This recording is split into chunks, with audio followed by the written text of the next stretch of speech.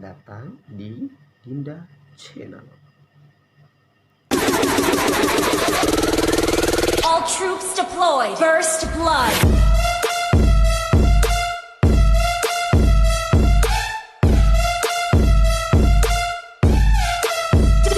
Subscribe, like, and share terlebih dahulu. Oke, mungkin aku banget ya guys, karena memang ini adalah pertama gitu aku berbicara di depan kamera dengan mungkin akan ditonton orang banyak. Maybe berharap sih gue ditonton orang banyak.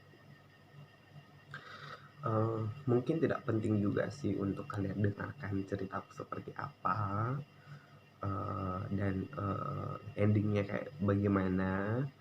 Kayaknya menurut kalian nggak penting banget sih, tetapi aku berharap juga ini di ceritaku ini berharap menjadi motivasi untuk teman-teman di luar sana, biar mereka lebih belajar lagi dari pengalaman yang aku sedikit share tentang ini untuk kalian semua. Oke, baiklah, aku akan sedikit bercerita. Bukan dulu banget sih, tepatnya di Agustus awal gitu, aku ketemu sama seseorang. Di pertemuanku itu kayak berkesan banget, hingga akhirnya kami menjalin komunikasi yang baik selama sebulan. Setelah beberapa bulan berjalan, hubunganku dengan dia membaik tanpa ada kendala, tanpa ada apa-apa. Tetapi di saat itu pula kayak kan punya problem gitu, dia nganggur. Kayak cuma aku yang bisa kerja dengan gaji yang secukupnya. Dia nganggur dan aku harus tinggal bareng sama dia.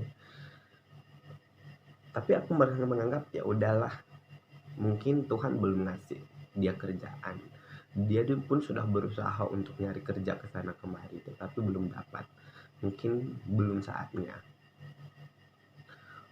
Kayak apa yang sudah aku lakukan tuh, menurutku ya itu sudah jadi yang terbaik. Aku berikan semuanya untuk dia, kayak makan, rokok, dan lain sebagainya pun udah aku berikan.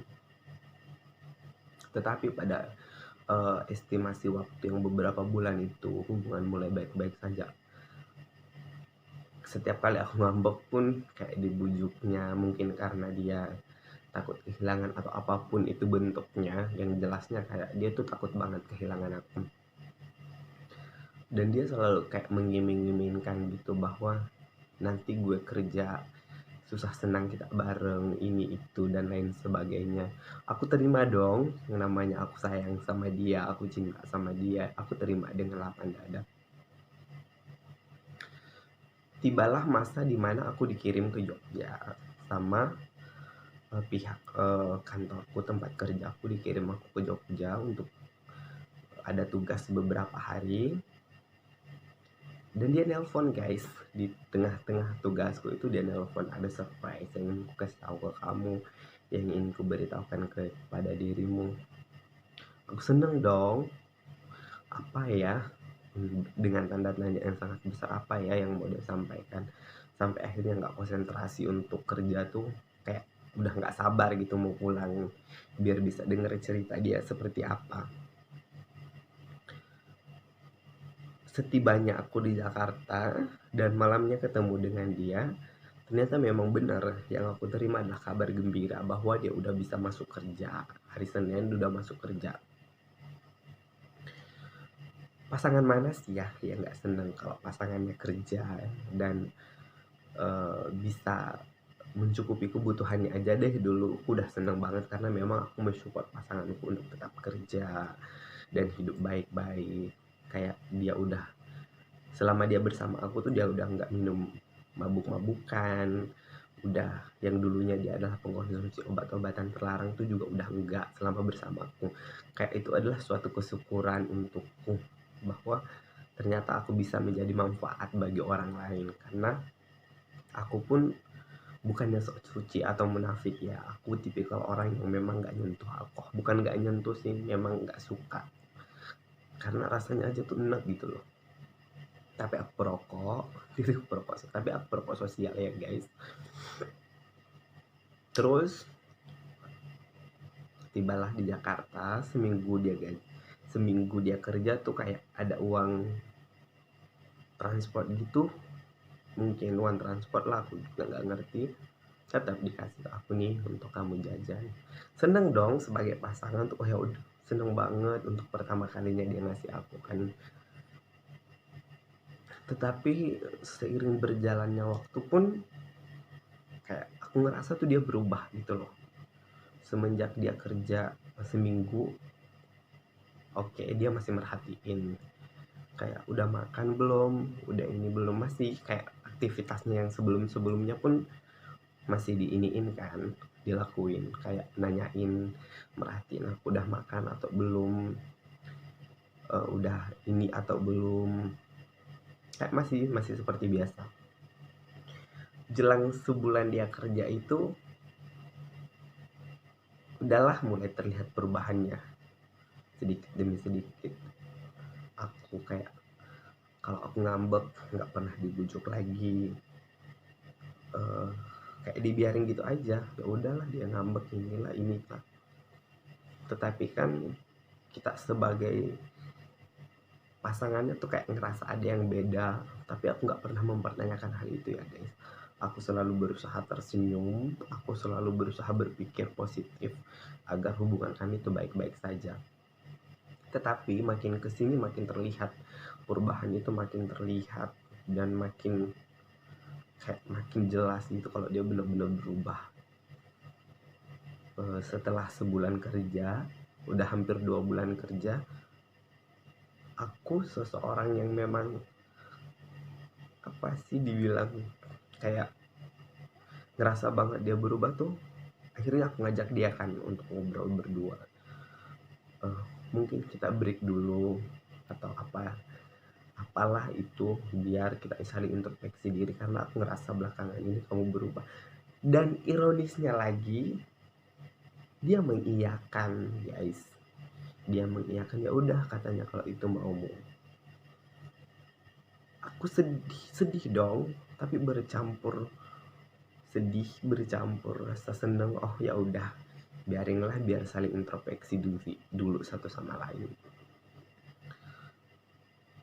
Makin kesini setelah seminggu break itu, dia makin nggak ngebujuk gitu, nggak ada basa-basi lagi untuk yuk kapan kita balikan lagi, kapan ini lagi. Malah aku dapat informasi dari temennya, katanya dia habis gajian dan temen-temennya semua ditraktir.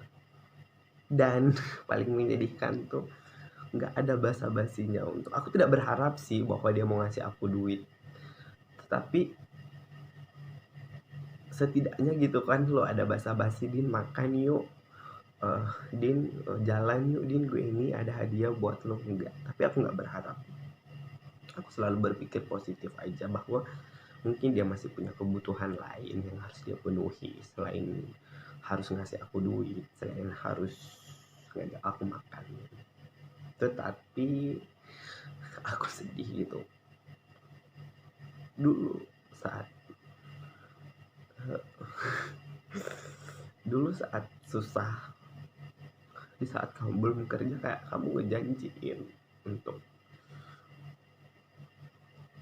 agar aku bisa terus tetap bersama-sama kamu di saat senang nanti. Tetapi apa yang aku dapatkan tuh beda guys. Akhirnya dia ganti handphone, tahu sepengetahuanku kan, dia ganti handphone. Ya tetap, aku tetap break dan tetap kayak nyapa, negor tuh tetap, karena memang kayak pertemuan itu memang hadir tiap hari kan, tempatku kerja pasti mereka datang. Dan mungkin gak usah aku kasih tahu ya aku kerja di mana, karena itu pun juga bukan hal yang penting untuk kalian.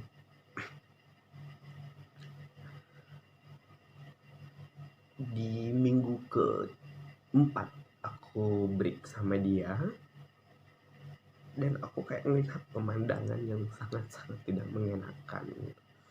Dia membawa seorang kekasih baru, entah apapun bentuknya hubungan mereka itu, yang jelasnya dia membawa seseorang di tengah-tengah breaknya kami.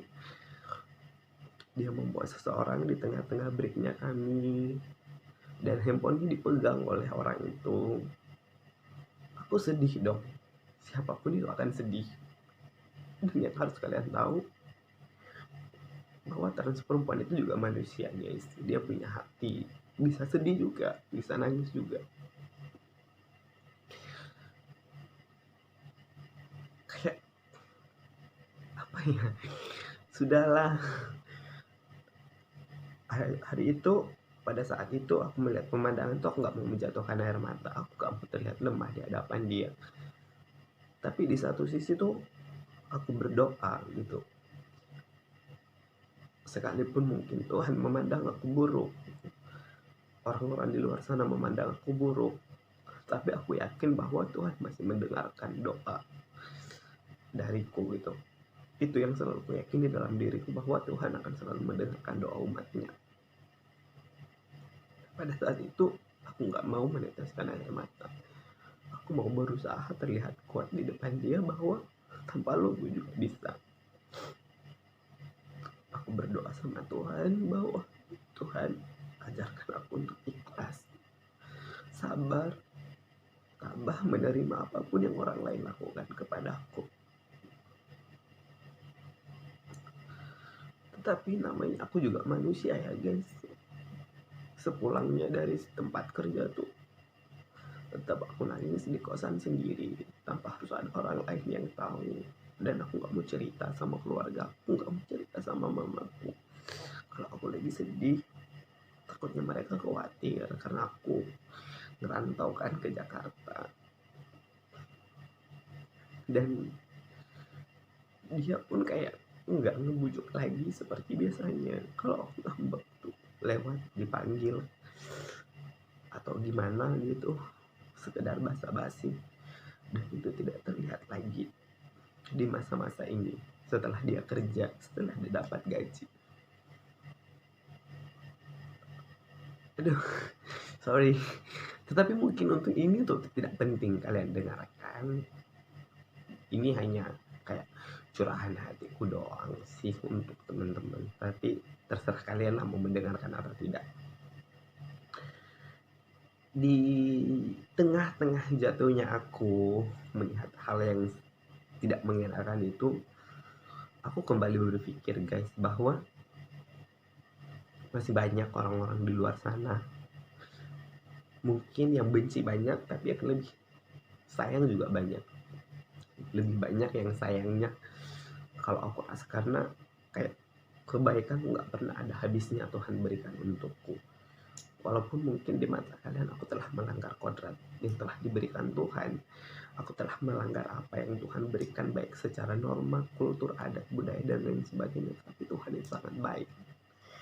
Kayak dia selalu memberikan hal-hal yang membuatku bahagia. Sepulangnya aku dari kerja, aku nangis dong beberapa saat. Namanya aku manusia, nangis beberapa saat, beberapa jam nangis udah cukup. Dunia aku gak akan berhenti tanpa dia pun. Aku masih tetap bisa bertahan. Aku masih tetap bisa mengejar mimpiku. Masih ada keluarga aku yang ingin ku bahagiakan. Ku blok dong nomornya biar aku gak tahu storynya. Itulah adalah sifatku ya, aku blok nomornya. Dan kayak untuk melihat dia lagi tuh kayak gak mau lagi. Aku gak mau tahu lagi alasan ngeblok nomornya, yaitu guys, aku gak mau lagi tahu informasi tentang dia, gak mau tahu lagi apa yang dia buat, apa yang dia lakuin, story-storynya tentang entah pacar barunya atau apa dan lain sebagainya. Kayak udah. Dan aku memutuskan untuk ngeblok nomornya dan gak mau cari tahu tentang dia, dan memulai hidupku dengan lembaran baru, bahwa aku harus kerja dan kerja untuk menggapai semua mimpiku. Bukan karena aku dendam ya, mau buat dia menyesal, tidak. Aku hanya berpikir bahwa gak ada gunanya deh menangis buat orang yang tidak peduli sama aku. Lebih baik aku kerja, ngebahagiain orang tua, itu adalah tujuan utama. Dan untuk teman-teman di luar sana, aku saranin janganlah kalian terlalu percaya ini, tapi itu tergantung individu masing-masing sih bagaimana sifatnya. Aku nggak menyalahkan semua orang sama kok, tapi itu tergantung sikap individu masing-masing. Mungkin ini bisa jadi pelajaran juga untuk kita semua bahwa janganlah kalian terlalu menaruh harapan kepada orang, karena berharap sama orang lain itu akan sakit guys. Lebih baik kalian berharap sama Tuhan, berdoa sama Tuhan, apapun hasilnya ya kita tahu, karena memang kita berharapnya sama Tuhan, dan mungkin Tuhan nggak ngejawabnya hari ini, nggak ngejawabnya minggu ini, nggak ngejawab bulan ini. Kita nggak tahu Tuhan kapan mau menjawab setiap doa-doa kita.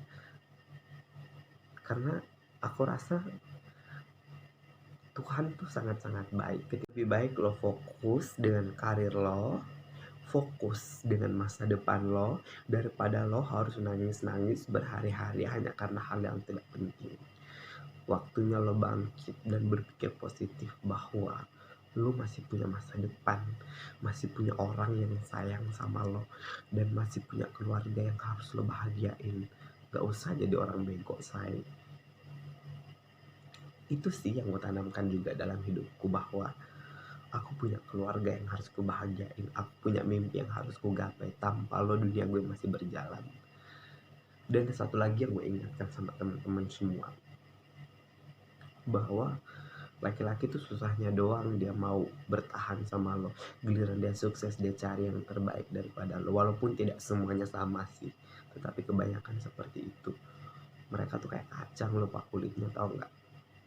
Dan gue berharap teman-teman di luar sana, videoku ini bisa jadi referensi untuk kalian, bisa jadi pelajaran buat kalian, biar kalian lebih bisa memilah dan memilih lagi mana yang ingin kalian pertahankan, mana yang ingin kalian depak jauh-jauh dari kehidupan kalian. Gak usah jadi orang bego, mau dibego-begoin sama cinta. Orang tua lo, keluarga lo susah payah gedein lo, sekolahin lo biar lo jadi orang terbaik di keluarga, biar bisa ngebanggain keluarga. Lo mau hancur hanya karena orang-orang gak penting itu, jangan guys. Lo masih punya banyak orang yang sayang sama lo di luar sana, dan kebahagiaan lo hak lo. Gak penting kalau gak ada yang bisa ngendaliin semuanya kecuali diri lo sendiri. Dan kisahku ini semoga menjadi pelajaran ya buat kita semua, biar kita lebih berhati-hati memilih orang. Jangan pas susahnya bersama, senangnya sama orang lain. Oke? Tapi jangan lupa di-share juga ya, di-like, subscribe, and comment. Bye-bye, sahabat online.